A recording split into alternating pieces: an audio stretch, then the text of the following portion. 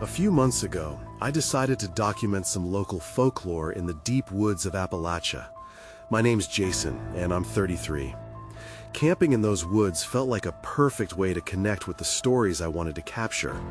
I set up my camp in a small, rustic cabin. It was peaceful, maybe too quiet. The silence felt heavy, like the woods were holding their breath.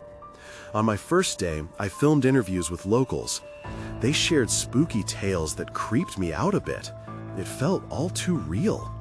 I wanted to immerse myself in that world and gather inspiration, but then I found that journal buried in the dirt.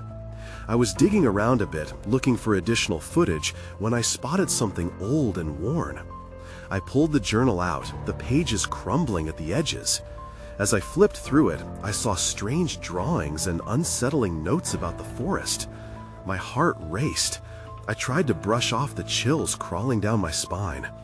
Maybe it was just a prank? I put the journal back and went on with my day.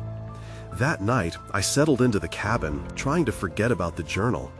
I opened some canned beans and listened to the night sounds. It was like the woods were too still. I felt an urge to look around, like eyes were staring at me. I dismissed it as imagination, convinced I was just uneasy alone in the woods. Then came the noises. Around midnight, I heard it. Footsteps outside. My heart was pounding. Was it a deer? I strained to listen, but the sound was different. Then I heard a twig snap nearby. Fear gripped me. I didn't want to move. After a while, the noises faded, but sleep didn't come easy.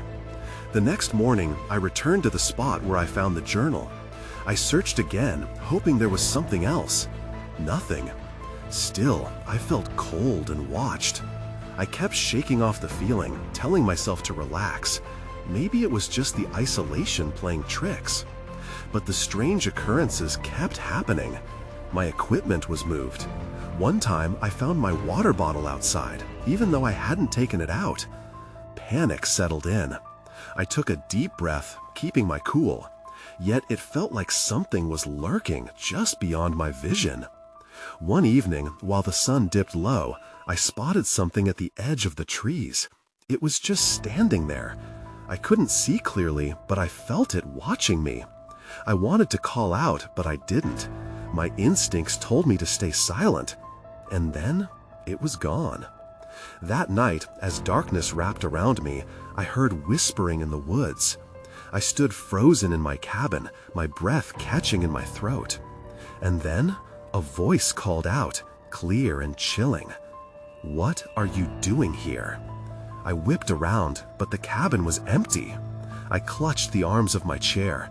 I wanted to leave, but something pulled me deeper. Into that terrifying silence.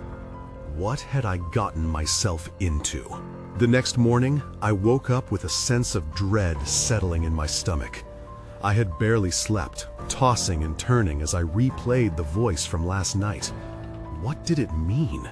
Who was asking me about my presence?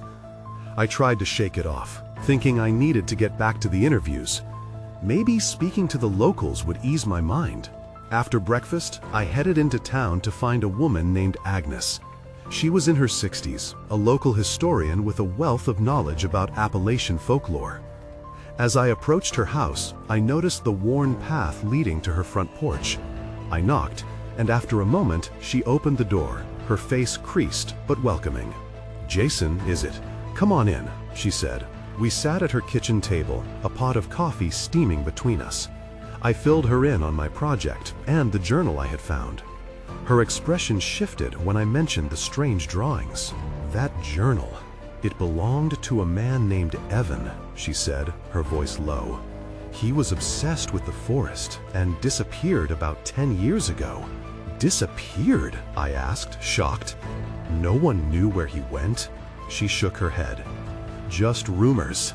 Some say he went deeper into the woods, trying to document things that shouldn't be disturbed. I felt the chill creep back up my spine. What do you mean by things? The woods have a life of their own. Some powers, some spirits, she whispered, looking around as if fearing the very trees could hear her. People who go searching for answers often come back changed. Her words lingered in the air, heavy and unsettling. What if I was on the same path as Evan? I forced myself to focus on the present, pushing away the fear. I ended our conversation with a few more questions, but her warnings echoed in my mind. On my drive back to the cabin, I felt the woods closing in around me.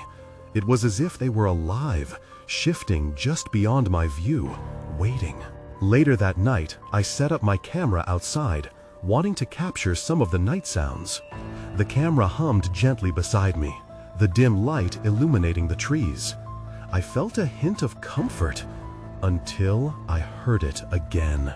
The whispering returned, this time more rhythmic, like chanting. I glanced around, my heart thrumming in my chest. I wanted to call out, but remembered Agnes's warning. Instead, I turned off the camera, straining to listen.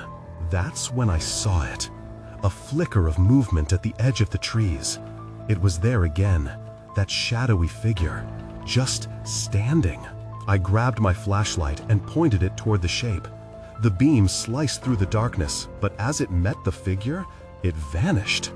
I staggered back, my mind racing. Something was definitely wrong here. Then came the sound. A deep, resonating voice echoed through the trees. "Leave now." Or join him. Panic surged through me. My instincts screamed that I needed to get out, but remnants of curiosity still held me captive. What was hidden in those woods? Who were they warning me about? I couldn't shake off the voice. Leave now, or join him. The words haunted me, wrapping around my thoughts like vines. I stood frozen for a moment, weighing my options. Flight was instinctual, but the pull of the unknown kept me tied to the spot. I took a shaky breath and forced myself to move. Back inside the cabin, I locked the door, feeling an irrational sense of safety in those wooden walls. I needed to make sense of what I had heard. I pulled the journal from my bag, flipping through its pages in a frantic search for answers. One of the drawings caught my eye, a sketch of a figure similar to the one I saw outside. Tall, with elongated limbs and a wide face that seemed twisted in a scream. It made my stomach turn. Below it were scribbled words. The Watcher, the forest's guardian.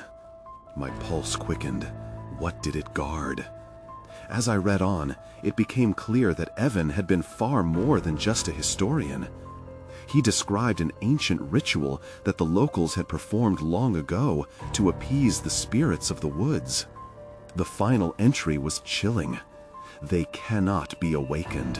Their hunger is endless. Suddenly, a loud thud on the porch made me jump. I peered through the window, my heart racing. The beam of my flashlight caught something, a shadow moving again. This one was smaller, darting back and forth, almost childlike. It vanished behind a tree, but the unmistakable sound of soft laughter filled the air, sending a chill down my spine. I was torn between gathering evidence and protecting myself. That laughter didn't sound normal. It felt playful but unsettling. I grabbed the camera and crept toward the door, my hand trembling as I turned the knob. Outside, the night felt heavier. I aimed my camera in the direction of the sound, catching glimpses of movement between the trees. I steadied my breath and focused. The laughter came again, louder now, taunting and bright. It was as if something was beckoning me to follow. I felt a pull, a need to uncover what lay beyond my reach. But then I thought of Agnes's warnings, the disappearing man, the whispers in the woods. My gut twisted in fear. Just then, a sharp crack reverberated through the night, echoing like thunder. I turned quickly, and there it was, a flash of white darting behind the trees. I had to see what it was, despite every nerve screaming at me to turn back. I slipped out of the cabin, the camera clutched tightly in my hands. Making my way into the woods, the laughter faded, but was soon replaced by something else. A rhythmic thumping, like a heartbeat. Each step brought me deeper into the shadows, and I felt the trees close in around me. It felt alive, alert, as if they were watching. Then, just as I reached a small clearing, I stumbled upon a circle of stones. Within the circle lay remnants of decayed offerings, bones, feathers, trinkets. My blood ran cold. This wasn't just a marker, it was a ritual site. Before I could think further, the laughter returned, now sharp and piercing, surrounded me. The figure emerged from the trees, grinning widely with hollowed eyes. I froze. I couldn't move. I was trapped in a standoff between dread and curiosity. "Do you seek the truth?" it whispered, the taunt echoing in the silence. In that moment, I realized what I had stumbled into. I wasn't just in a haunted forest. I was uncovering something far darker. The voices, the laughter, the forest was alive, and it wasn't friendly. I didn't answer. My throat was tight, and nausea curled in my stomach. I wanted to scream, but nothing came out. The figure stepped closer, the trees closing in behind it like a barrier. I could see the details now. Skin like cracked earth, fingers too long, and that grin unnaturally wide. "Join us," it said. The words slithered along my spine, cold and compelling. I stumbled backward, my heel catching on a stone. I blinked, reminding myself that I still had the camera. Maybe capturing this moment would help me understand later, or at least prove I wasn't losing my mind. I raised it, shaking, and forced myself to focus. The flash illuminated the figure's face for a brief second, an image I would never forget. "Run," it hissed, and something shifted in the air. I felt a rush of wind, a whisper of movement through the trees surrounding me. Panic surged, and I turned, racing back toward the cabin. The laughter tangled in my mind as I sprinted, growing louder and more menacing. The rhythmic thumping returned, echoing my footsteps, almost mocking me. What kind of creature was that? What had I disturbed?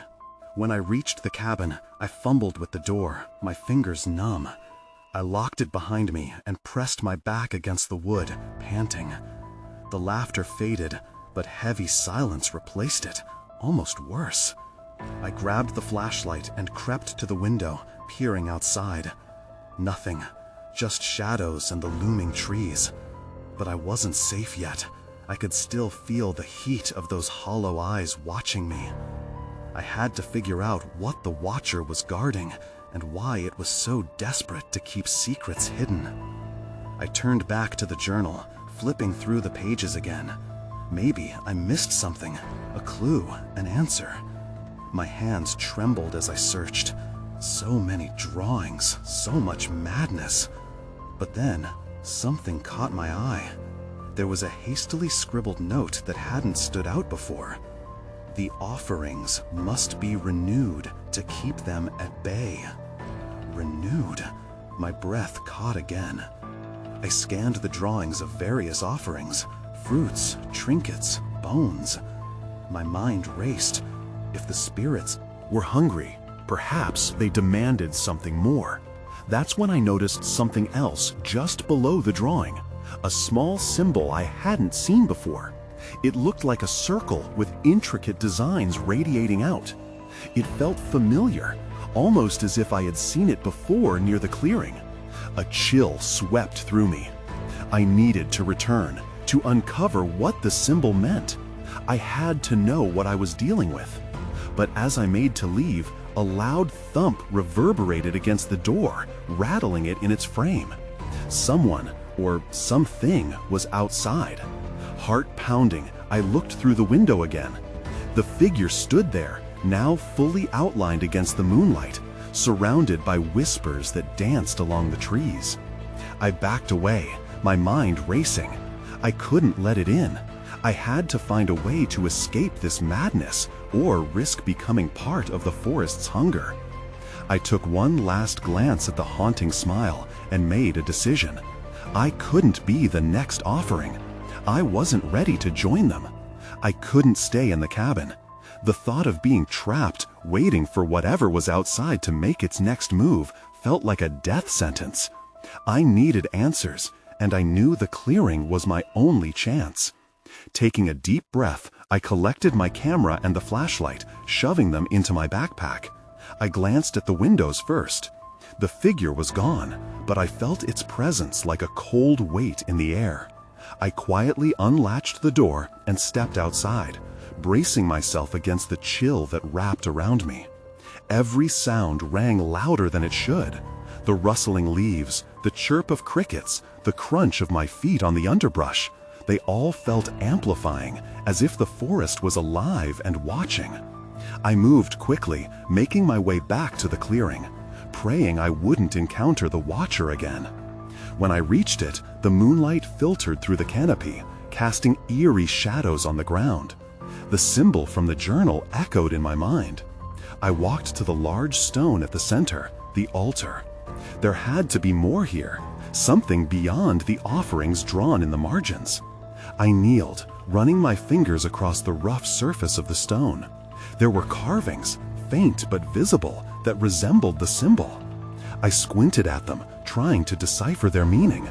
Just then, a rustling nearby made my heart leap. "Who's there?" I called, my voice shaky. There was no answer, just silence. I focused on the carvings, the lines and curves working their way into my thoughts.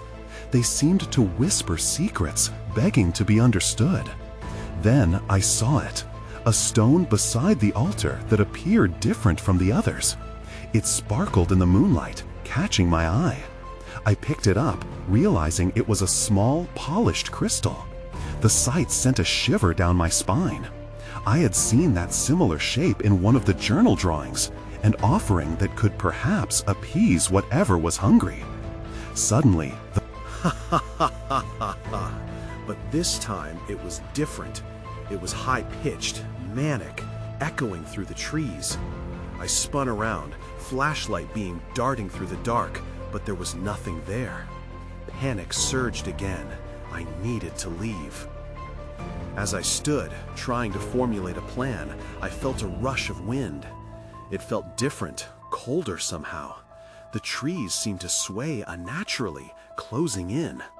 I could sense a change in the atmosphere, a thickening of the air. Then I heard a whisper, low and raspy. "The offerings must be made." Before I could react, the ground shook and the figure emerged from the shadows at the edge of the clearing. It wasn't just watching now, it was creeping forward, the grin that haunted my dreams stretching wider with every step. I gripped the crystal tightly. "Stay back!" I shouted, though my voice wavered. The figure's eyes glinted, reflecting the moonlight, and in that moment, I knew that the boundaries between our worlds were thin. I could choose to stand my ground or be swept away. Then, everything went dark. The flashlight flickered and died, engulfing me in shadow. I was alone, and in the deafening silence, I sensed the figure closing in.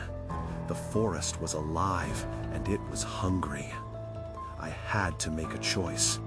Would I offer the crystal, try to appease whatever this thing was, or flee into the darkness and face an unknown terror?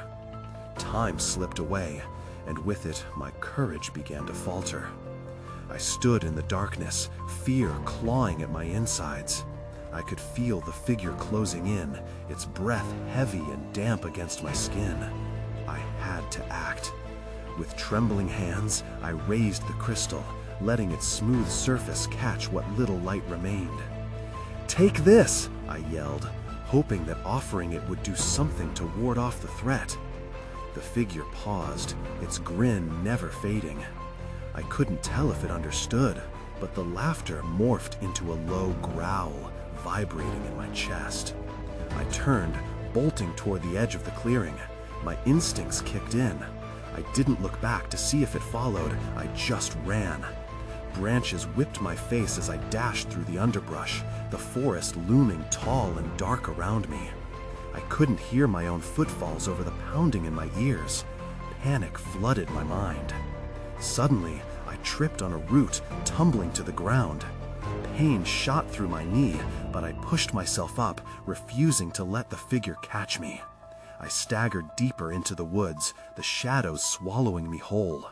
Still clutching the crystal, I felt its energy pulsing slightly in my hand, as if responding to my fear. Then I heard it, the unmistakable sound of laughter again. It echoed between the trees, mocking me. "The offerings must be made," it called, a cruel taunt that chilled me to the bone. I glanced back once, and the figure was there, standing at the edge of the clearing, watching me with those glinting eyes. My heart raced. To find a way to escape, a way to break the hold this thing seemed to have over me. I stumbled through the thicket, feeling more lost with each step. The moonlight ahead offered a faint chance of clarity. I made for it, praying it would lead me to safety. In my frantic retreat, I found a narrow path cutting through the trees. It felt like a lifeline. I didn't hesitate. I ran down the trail, branches scraping against my arms. But then a new sound joined the laughter, a shuffling, dragging sound close behind. My breath quickened as I realized whatever had pursued me was still coming. Just ahead, a faint glow flickered between the trees. I raced toward it, hope surging through me. But as I drew nearer, I saw it was a campfire surrounded by old, decaying logs. It wasn't much, but it was a source of light, perhaps a sanctuary. As I approached, I noticed something odd. The ground was littered with small trinkets and offerings. They were items like the crystal, worn and polished, remnants of past offerings maybe. The realization hit me like a wave. I might not be the first to confront this thing. Pooling my courage, I dropped the crystal into the fire, watching it catch the flames and burn. As the fire consumed it, the laughter faded, and a silence fell thick around me. Was this working? I held my breath, waiting for a response. Then suddenly, a shadow flickered at the edge of the light. I blinked and saw it wasn't just the figure anymore. There were more, others. They stood in the trees, watching me with hollow eyes and wide grins. I stumbled back, fear twisting in my stomach. What had I done? The flames danced in front of me, casting strange, flickering shadows against their faces. I was trapped between the fire and the gathering darkness. I had made an offering, but it hadn't been enough. The forest was hungry, and I realized then that I needed to figure out how to appease not just one, but all of them. I could feel their eyes on me, unblinking and hungry.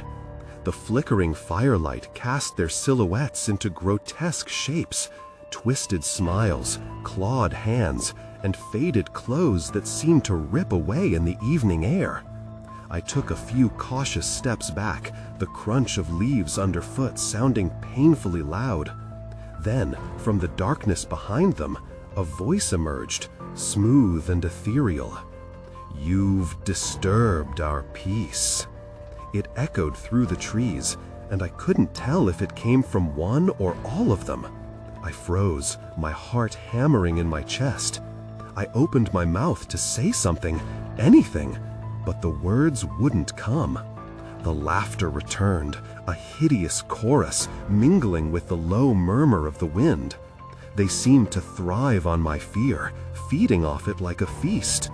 I had no idea how many had gathered, but their presence felt overwhelming, a swarm closing in.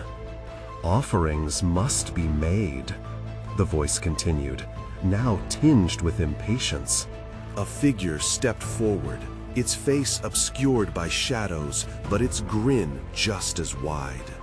"What will you give us, little traveler?" Desperation surged through me. I glanced around the campfire for anything useful. A stick, a stone, something to defend myself with, or something to offer. But all I found were the remnants of past offerings, useless to me now. Panic clawed at my throat. Then I remembered the stories. Tales of the woods where sacrifices might appease the spirits, where the price was never clear. The figures in the trees leaned closer, as if they were feeding from my thoughts. I sensed their curiosity, their anticipation. I thought back to the crystal. It hadn't sated their hunger, it had unleashed it. "What do you want?" I finally managed to say, my voice hoarse. "I can help you." The laughter died down, replaced by an eerie stillness. For a moment, I thought they might listen. But then the shadow figure stepped even closer, and I saw the glint of its eyes in the firelight. "We already have what we want." In horror, I realized what they meant. It wasn't about the offerings. It was about me, my fear, my very essence. I turned on my heel and ran, darting past the fire and deeper into the trees, ignoring the branches that snatched at my clothes like clawed hands. The laughter returned, echoing behind me, a reminder of their relentless pursuit. I plunged deeper into the darkness, gasping for breath. My mind raced for a way out, a path that would lead to safety. But each moment spent fleeing felt like an eternity. Then I stumbled upon a narrow ravine, deep and shadowy. I hesitated before the edge, glancing back as I heard them draw closer. They were circling, maneuvering through the trees efficiently. Panic surged again. I had no choice. With a leap, I plunged down into the ravine, landing hard on the other side. Pain shot through my leg, but I pushed myself to crawl away from the edge. The laughter faded slightly, now a distant echo. I needed to catch my breath. That's when I heard it, a soft whisper rising from below. "We're still here." The realization sank in. They hadn't given up. All my attempts to escape had only led me deeper into their trap. I was just another offering, another soul destined to be theirs.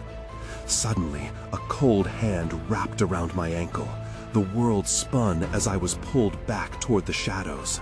The grip around my ankle tightened, icy fingers digging into my skin.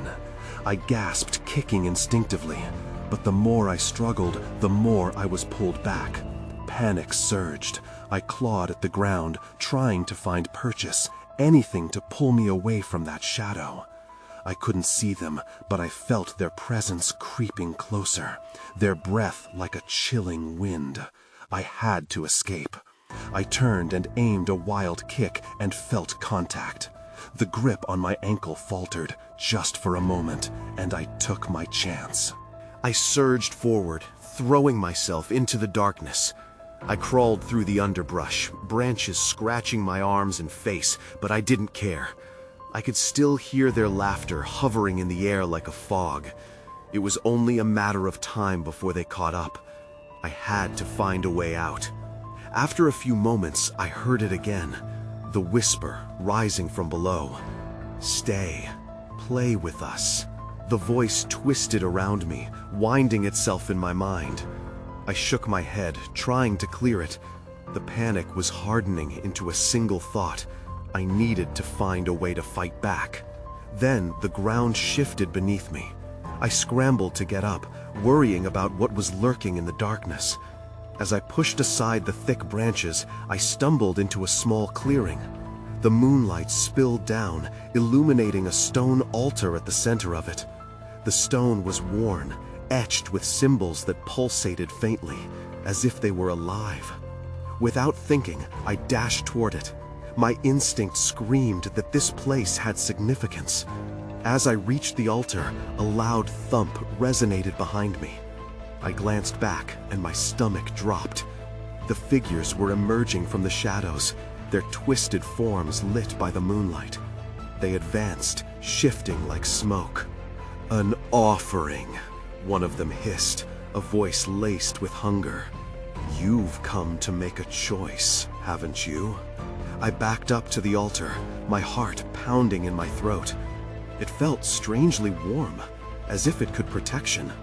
"I'm not offering anything," I shouted, desperation lacing my voice. "You can't have me." Their laughter erupted, an otherworldly sound that rattled the trees. "But you're already ours." Another figure slithered closer, its clawed hand brushing against the altar surface. "What will you give us to stay alive?" In that moment, I understood. The altar was a barrier. If they wanted a sacrifice, maybe I could turn this around.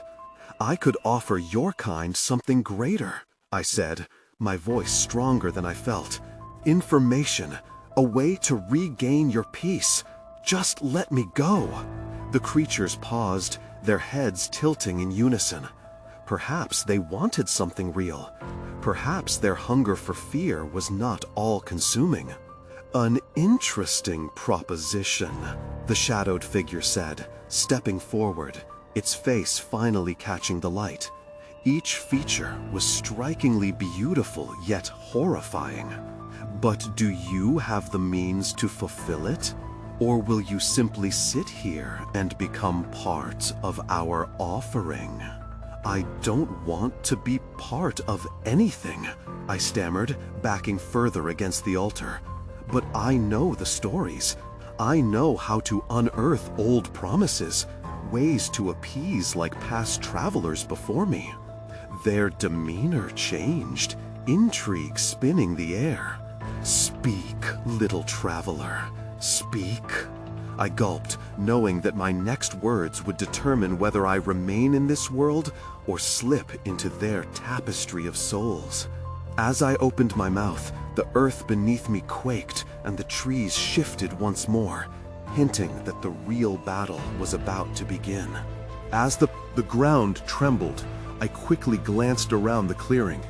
The creatures were still close, but now they were shifting, almost undulating like the earth itself. I pressed my back harder against the altar, its warmth seeping into my body. It felt like a lifeline.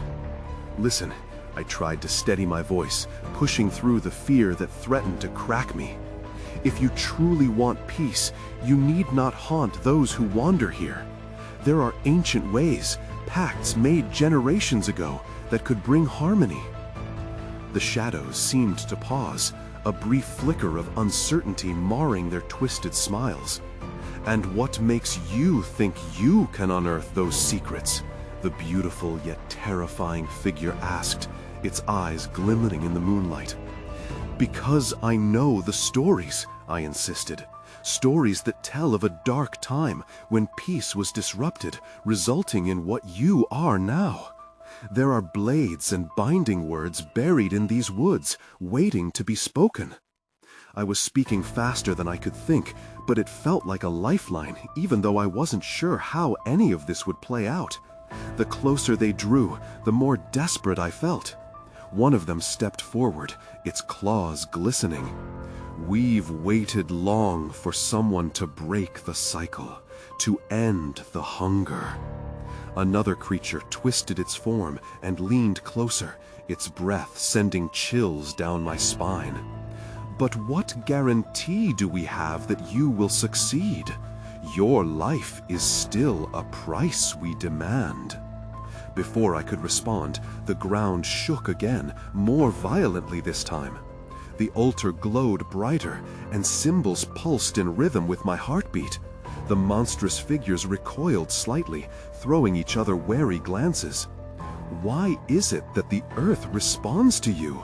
the first creature whispered, its tone now tinged with suspicion.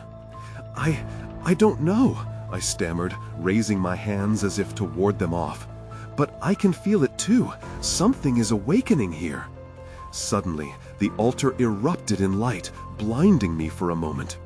The symbols began to form a luminous pattern in the air, a script I had only seen in dreams. My heart raced. Could this be what I needed to harness? Then came the sound, a low, guttural growl erupting from deeper within the woods. The creatures shrieked, their laughter morphing into terrified wails. "No! Stop it!" one yelled, as the very shadows that cloaked them seemed to twist away, hinting at some ancient fear. The realization hit me hard. This wasn't just about me anymore. Whatever force was hidden in these trees was waking up. It wanted more than just an offering. It wanted blood. With the next earthquake, I felt the altar thrumming beneath my hands. If I could just focus, summon the right words, maybe I could break this cycle. I leaned over the ancient stone and began to whisper the tales I had heard all my life. But I could hear them closing in, a new menace in the air. "Offer it," one creature screeched, "or become part of the offering yourself." Then, shadows loomed larger as something from the depths of the woods stirred. I turned to see massive, gnarled branches crackling with energy, twisting toward me like skeletal hands. "Something's wrong," I breathed, panic overtaking me once more. I could feel the weight of the moment pressing down. If I didn't act soon, everything would spiral out of control. Then, everything went dark. I shot up, gasping for breath, heart pounding like a drum in my chest. Something had shifted. The altar remained before me, but the air felt lighter, clearer, as if a weight had been lifted. I glanced around, half expecting to find the shadowy figures ready to drag me back into the darkness. But the clearing was empty, save for the flickering embers of the campfire remnants, dim and quiet. A flash of urgency ignited within me. Had the spirits backed off? Or was this an illusion, a moment of calm before they returned in full force?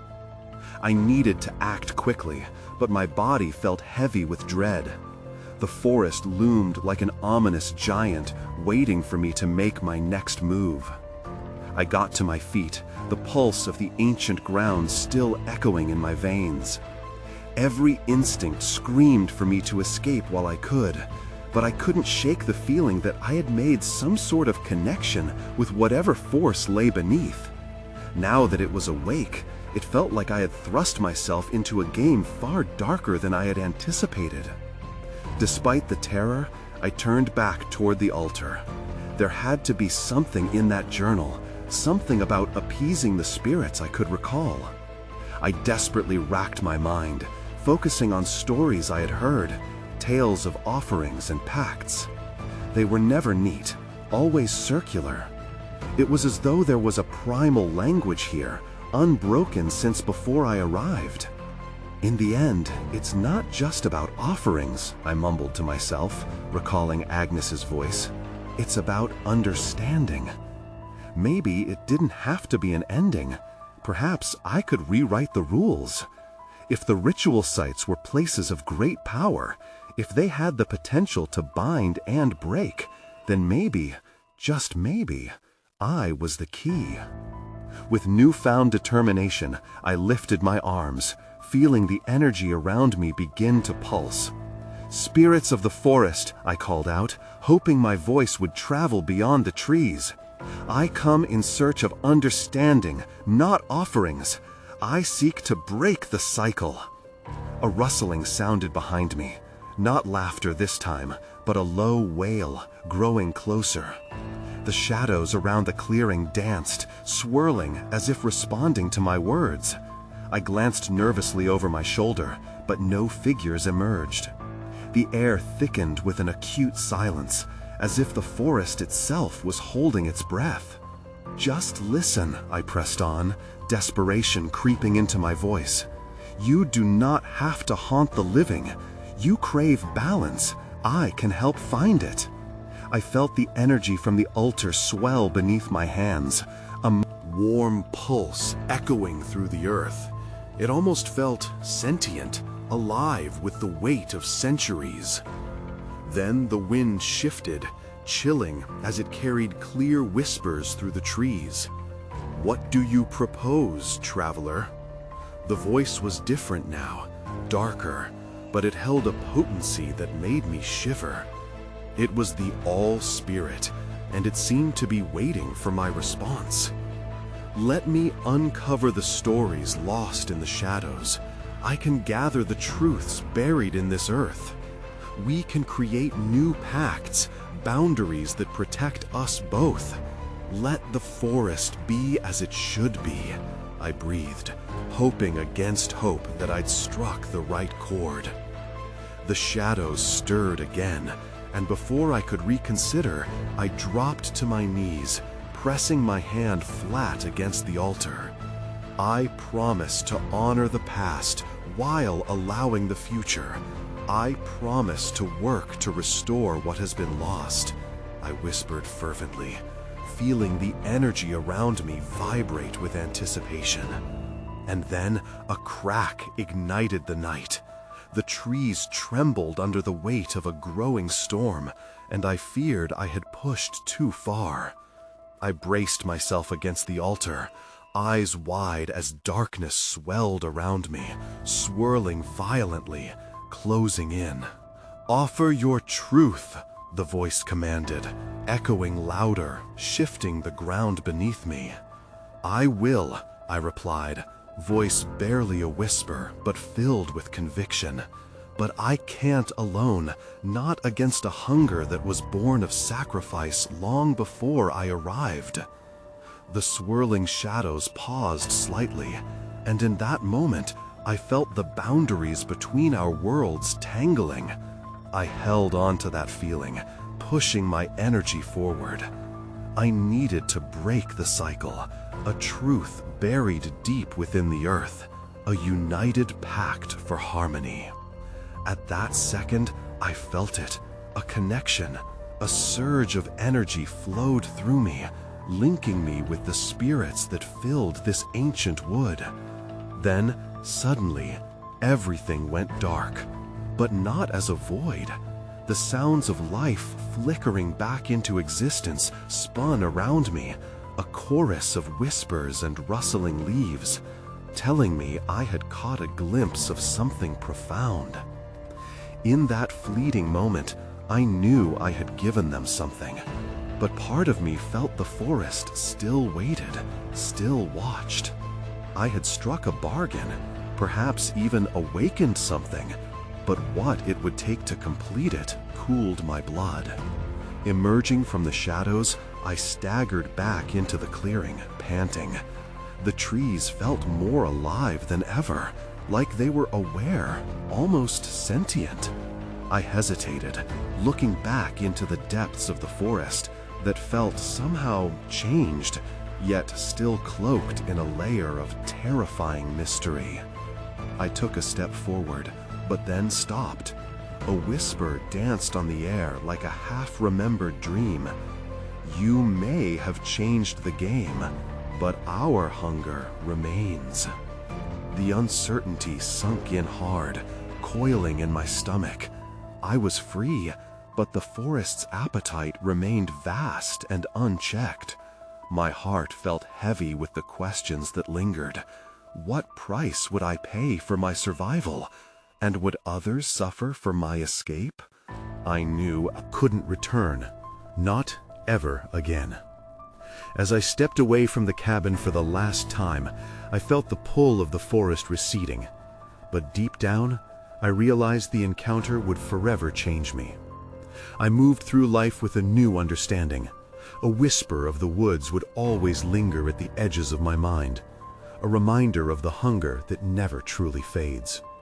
Sometimes I still hear their soft laughter carried by the wind, and I wonder if I ever truly escaped. I guess I'll never know.